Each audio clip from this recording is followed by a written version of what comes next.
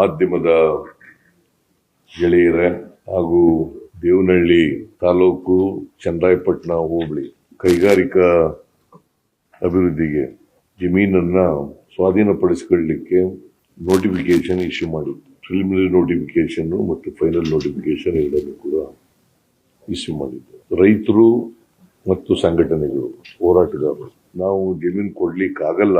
ಕಾರಣ ಯಾಕಪ್ಪ ಅಂತಂದ್ರೆ ಆ ಜಮೀನುಗಳಲ್ಲಿ ನಾವು ವ್ಯವಸಾಯ ಮಾಡ್ತಾ ಇದ್ದೀವಿ. ವ್ಯವಸಾಯವೇ ನಮ್ಮ ಮುಖ್ಯ ಕಸುಬು, ಮತ್ತೆ ಅವೇ ನಮ್ಮ ಜೀವನ ಆಧಾರ ಆಗಿರ್ತಕ್ಕಂಥದ್ದು. ಮತ್ತೆ ಬೆಂಗಳೂರಿಗೆ ಸಮೀಪ ಇರೋದ್ರಿಂದ, ಏರ್ಪೋರ್ಟ್ಗೆ ಸಮೀಪ ಇರೋದ್ರಿಂದ, ಮತ್ತೆ ಗ್ರೀನ್ ಬೆಲ್ಟ್ ನಲ್ಲಿ ಇರೋದ್ರಿಂದ ಅವುಗಳನ್ನ ಸ್ವಾಧೀನಪಡಿಸ್ಕೊಳ್ಳಕ್ ಹೋಗ್ಬೇಡಿ ಅಂತೇಳಿ ವಿರೋಧವನ್ನು ವ್ಯಕ್ತಪಡಿಸಿದ್ರು, ಪ್ರತಿಭಟನೆಯನ್ನು ಕೂಡ ಮಾಡಿದೆ. ಸರ್ಕಾರ ಅವ್ರ ಜೊತೆನಲ್ಲಿ 5-6 ಸಭೆಗಳನ್ನ ಮಾಡಿದೆ, ರೈತರ ಜೊತೆ ಮಾಡಿದೆ, ಹೋರಾಟಗಾರರ ಜೊತೆ ಎಲ್ಲ ಸಭೆಗಳನ್ನ ಮಾಡಿದೆ. ಅವರ ಅಹವಾಲುಗಳನ್ನು ಕೇಳಿದೀವಿ, ಸರ್ಕಾರದ ಅಹವಾಲನ್ನು ಕೇಳಿದೀವಿ, ರೈತರ ಅಹವಾಲನ್ನು ಕೇಳಿದೀವಿ, ಹೋರಾಟಗಾರರ ಅಹವಾಲನ್ನು ಕೇಳಿದೀವಿ. ಅಲ್ಲಿ ಜನಪ್ರತಿನಿಧಿಯಾದಂತ KH ಮುನಿಯಪ್ಪನವರ ಅಭಿಪ್ರಾಯವನ್ನು ಕೂಡ ಪಡ್ಕೊಂಡಿದ್ದೀವಿ. ಇವರು ರೈತರೇ, ಮೂಲತಃ ರೈತರೇ, ಆಮೇಲೆ ಬೇರೆ ಬೇರೆ ಆಗಿರೋದು.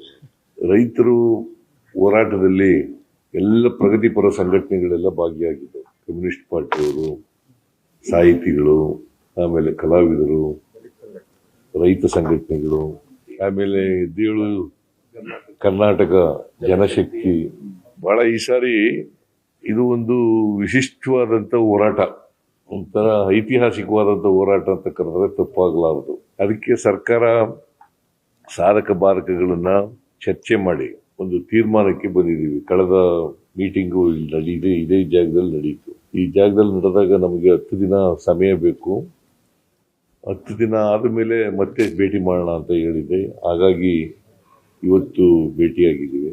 1777 ಎಕರೆ ಅಂತಿಮ ಅಧಿಸೂಚನೆ ಆಗಿರ್ತಕ್ಕಂಥ ಲೆಕ್ಕ.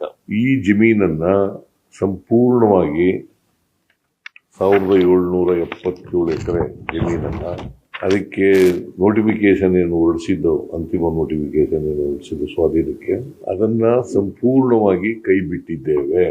ಆದರೆ ರೈತರು ಸ್ವಯಂ ಪ್ರೇರಿತರಾಗಿ ಕೊಡ್ಲಿಕ್ಕೆ ಮುಂದೆ ಬಂದ್ರೆ ಅಂತ ಜಮೀನುಗಳನ್ನ ಒಪ್ಪಂದದ ಮೇಲೆ ತಗೊಳ್ತೀವಿ. ಬೈ ಕನ್ಸೆಂಟ್ ಜಮೀನು ನಾವು ಕೊಡ್ತೀವಿ ಅಂತ ಬಂದಾಗ ನಾವು ತಗೊಳಕ್, ಯಾಕಂದ್ರೆ ನಮಗೆ ಇಂಡಸ್ಟ್ರಿ ಬೆಳಿಬೇಕು ಅನ್ನೋದು ಬಹಳ ಉದ್ದೇಶ. ಮತ್ತೆ ಅವರಿಗೆ ಸೂಕ್ತವಾದಂತ ಪರಿಹಾರವನ್ನ ಕೊಡ್ತೀವಿ. ಅಭಿವೃದ್ಧಿಪಡಿಸಿರ್ತಕ್ಕಂಥ ಜಮೀನು, ಡೆವಲಪ್ಡ್ ಲ್ಯಾಂಡ್, ಅದರಲ್ಲಿ 50% ಅನ್ನ ಕೊಡ್ತಕ್ಕಂಥದ್ದನ್ನು ಕೂಡ ಮಾಡ್ತೀವಿ. ಯಾರು ಕೊಡ್ಲಿಕ್ಕೆ ಒಪ್ಪಲ್ಲ ಅವ್ರ ಜಮೀನುಗಳನ್ನ ಬಿಟ್ಬಿಡ್ತೀವಿ. ಅಷ್ಟೇ ಅಲ್ಲ, ನೋಟಿಫಿಕೇಶನ್ ಅನ್ನೇ ಕ್ಯಾನ್ಸಲ್ ಮಾಡಿ ಸರ್ಕಾರ ತೆಗೆದುಕೊಂಡಿರ್ತಕ್ಕಂಥ ತೀರ್ಮಾನ. ಅದನ್ನ ರೈತರಿಗೂ, ರೈತ ಪ್ರತಿನಿಧಿಗಳಿಗೂ ತಿಳಿಸಿದ್ದೇನೆ. ಅವರು ಕೂಡ ಸ್ವಾಗತ ಮಾಡಿದ್ದಾರೆ, ಹೋರಾಟಗಾರರು ಸ್ವಾಗತ ಮಾಡಿದ್ದಾರೆ, ರೈತರು ಸ್ವಾಗತ ಮಾಡಿದ್ದಾರೆ, ಎಲ್ಲ ಸಂಘಟನೆಗಳು ಕೂಡ ಸ್ವಾಗತ ಮಾಡಿದ್ದಾರೆ. ಯಾರು ವಾಲಂಟಿಯರ್ ಬರ್ತಾರೆ ಅವ್ರ ಜಮೀನುಗಳು ತಗೋತೀವಿ. The notification entirely is dropped. Those who want to give land to the government for the development of the industry, we will take such lands with consent. ಇದಕ್ಕೆ ಮಾತ್ರ ಸೀಮಿತವಾಗಿ, ದೇವನಹಳ್ಳಿಗೆ ಮಾತ್ರ ಸೀಮಿತವಾಗಿ.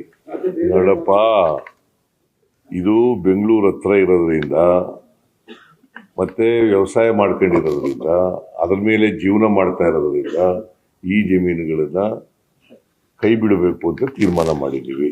ಬಹಳ ಮುಖ್ಯವಾಗಿ ರೈತರಿಗೋಸ್ಕರ, ರೈತರು ವ್ಯವಸಾಯ ಮಾಡ್ಲಿಕ್ಕೋಸ್ಕರ, ಅವರ ಜಮೀನುಗಳನ್ನು ಉಳಿಸ್ಕೊಳ್ಳಿಕ್ಕೋಸ್ಕರ ಮಾಡ್ತಾ ಇರ್ತಕ್ಕಂಥದ್ದು. ಆದ್ರಿಂದ ಮಾಡ್ತೀವಿ. ಈ ತೀರ್ಮಾನ ಎಲ್ಲಕ್ಕೂ ಅಪ್ಲೈ ಆಗಲ್ಲ. ಭೂ ಮಾಲೀಕರು ಸ್ವಯಂ ಪ್ರೇರಣೆಯಿಂದ ಮುಂದೆ ಬಂದಲ್ಲಿ ಹೆಚ್ಚಿನ ಹಣಕಾಸಿನ ಪರಿಹಾರ ಅಥವಾ ಹೆಚ್ಚಿನ ವಿಸ್ತೀರ್ಣದ ಅಭಿವೃದ್ಧಿಪಡಿಸಿದ ನಿವೇಶನವನ್ನು ನೀಡಲಾಗುವುದು. ಈ ರೀತಿ ಹೆಚ್ಚಿನ ಪರಿಹಾರ ಅಥವಾ ಅಭಿವೃದ್ಧಿಪಡಿಸಿದ ನಿವೇಶನವನ್ನು ಪಡೆಯಲು ಒಪ್ಪದ, ಪ್ಲೀಸ್ ಅಂಡರ್ಲೈನ್, ಒಪ್ಪದ ರೈತರ ಜಮೀನುಗಳನ್ನು ಕೃಷಿ ಭೂಮಿಯಾಗಿಯೇ ಮುಂದುವರಿಸಲಾಗುವುದು.